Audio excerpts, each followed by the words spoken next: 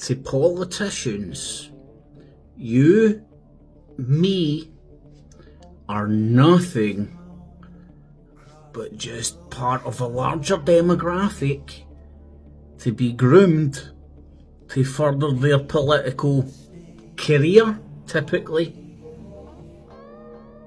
and sometimes ideologies. But the days of people actually, in my opinion, the days of people entering into politics to further their own political ideologies are gone. It's just one big super entity. There's little to no choice between candidate A and candidate B other than a fucking haircut and a funny meme and the ability to get the House of Commons to all go, oh, and make all that stupid ass noise and all that. But just bear that in mind, that politicians are where they are, arguably all of them, because they're Machiavellian. That means they're willing to do what's required, regardless of their morals, their ideologies, what's right, what's wrong. We'll just march on to achieve their goals. But a good politician is a character that can sell themselves to the individuals and make them not feel like just part of a larger demographic, like Nigel Farage. That guy has sold himself to the working man. Every now and again I'll dip into the Rupert Murdoch radio sphere of talk radio. Obviously going through editors and stuff, you'll get callers calling in, and it's just a cult. Nigel Farage could do anything and people would be supporting him. You know, like he's promising everything, and most serious political commentators would say that he's probably not got the apparatus to deliver some, never mind all, of what he's promising. And I say, obviously, he's a populist. He's telling people what they want to hear, you know, and people are expecting, we'll vote for Farage, get him in, and then Farage will click his ruby red slippers together, and tomorrow the brown people in boats will stop. All the social divides that are exacerbating, getting worse, multiplying in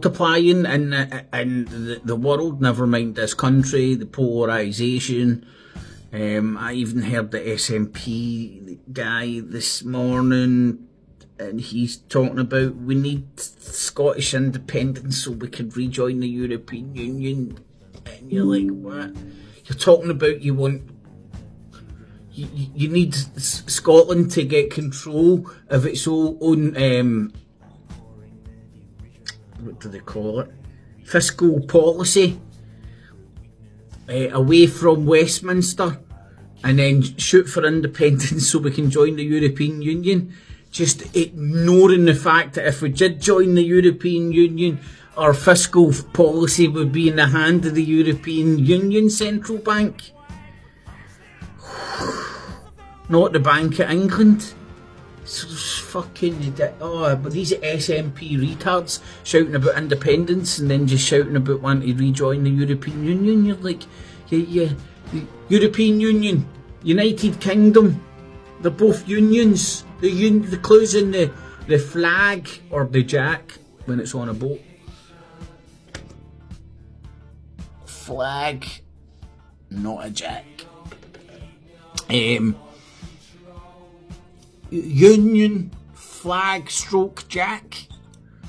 Right, because it's a union of countries, just like the European Union. So why anyway, that's not the whole point of this, man.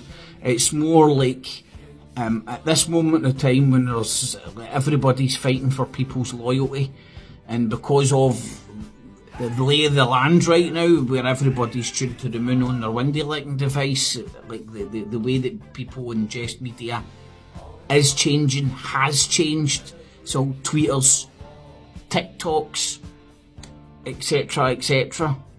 Oh, hold on, I can even show you this if I still got the link up here. Maybe I have, maybe I haven't. Oh no, I do. Right, so Nigel Farage, a smoker of fag, a drinker of pint, man of the people. Here he's talking about one of his Reform Party members' policies. Nigel Farage invites the King to Clayton. This is one of Reform's policies, to put taxpayers' money into big country mansions. Certainly going to have my support as a local MP, I can assure you. And just seems to be a really wonderful thing for a modern day royal visit. It's been a fantastic visit. Oh, yeah. Amazing how they've taken a really old place and yet managed to modernise it at the same time. The wedding reception team have a stay here as a hotel. But the most important thing is the historical aspect, and that is seeing that tree, seeing the Queen Elizabeth I tree, and the idea of them a modern member of the royal family. Maybe the King, who knows? Let's hope so. Fingers crossed. Thank you. Pleasure. Man of the people, yo. He's going to fight for you to get 2 pence off your pint. Stop the brown people in boats and all that while he's bouncing about, hanging around in country mansions and that. I mean, he's everything to everybody. And I'll say it again, all politicians, don't listen to what they say. That's dangerous, especially when it comes to politicians. Watch what they do. What was the other thing? There was a protest get together visual thing for the flotilla and the people in the flotilla that get nabbed by IDF and put in a prison in Israel for a wee bit, taken hostage, whatever way you want to dress it up, and they were in international waters. And there was a wee sort of a visual get-together, you know, to raise awareness of the people that took part in the flotilla. And Nigel Farage made a video, don't know if he's took it down or whatever yet, saying it was people out dancing and celebrating the death of the Jews outside the synagogue at that attack in Manchester. You know, it's like... And people will tell you that they've seen videos of people dancing and celebrating the deaths. They'll tell you that verbatim. They'll repeat that and they believe it. Because of Nigel Farage putting out something with a wee bit of a slant, a wee bit of a spin on it, you know. Anyway, just be aware, man, that you're nothing more than a demographic to politicians, all politicians. For Stammer to George Galloway. So when you see Nigel Farage smoking a fag, drinking a pint, he's not there because he's smoking a fag, he drinking a pint. He's there because he's trying to fucking sell himself to that demographic. I mean, it's like the most famous version of that is the politician hugging and kissing a baby. You know? Anywho, I just wanted to say you're nothing more than a demographic to the politicians involved in politics. Get it? Got it? Good.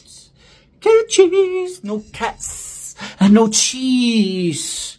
Maybe only some Nigel Farage reform lovies were harmed in this filming.